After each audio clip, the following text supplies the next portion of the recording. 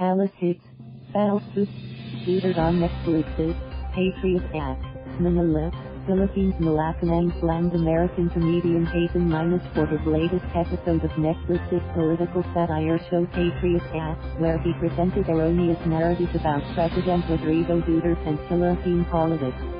In the newest episode, which streamed on May 12, a day before the midterm elections, Hasan criticized Duterte's war on drugs and shared his thoughts on the president's senatorial candidate. "We find it desperate that, on the eve of the Philippine midterm elections, the vociferous detractors of President Rodrigo Roa Duterte would use an American comedy show, aired on Netflix, to demonize the chief executive and his government in its episode entitled, Brazil, Corruption and the Rainforest, before the global audience," Communications Secretary Martin Andanar said in a statement late Tuesday night. Andanar hit Hasan for calling Duterte an autocrat and for his exaggerated figures on the death toll in the government's war on drugs.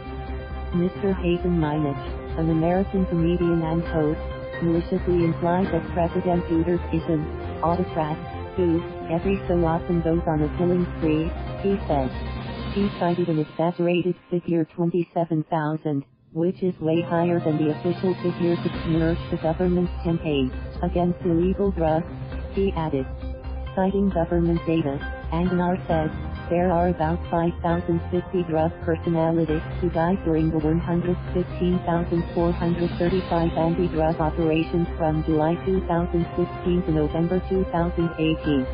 He cited the report of the Philippine National Police that a large number of deaths were done by the hands of vigilantes due to the rivalry between drug gangs. Aside from law enforcement, the palace official said the government has rehabilitation programs.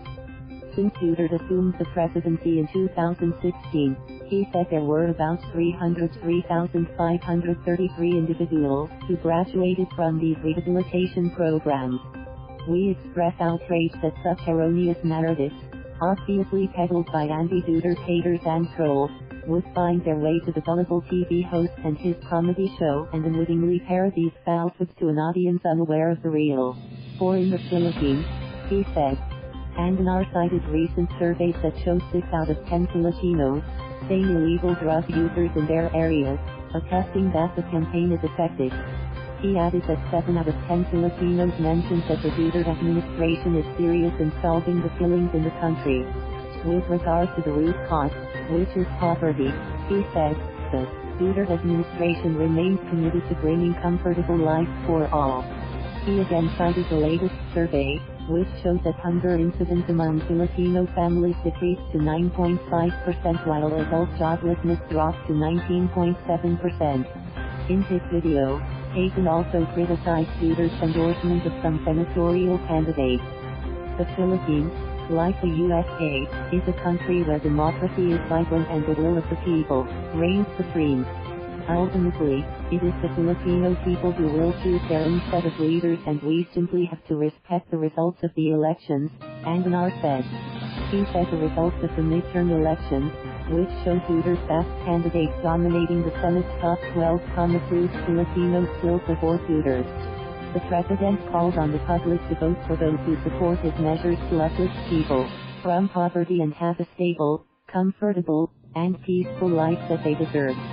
He also called on the public to dismiss black propaganda against the administration amid the midterm elections, he said.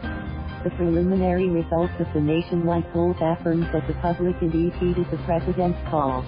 This proves that the voting population continues to believe in the genuine reforms advocated by the candidates endorsed by President Rodrigo Roa Duterte, he added. On Ms. Ref and Senator Lima, their cases underwent legal processes and their politics, or opposition to President Duterte, has nothing to do with the charges that they are now facing, Andanar said. Thank you for watching. Please subscribe.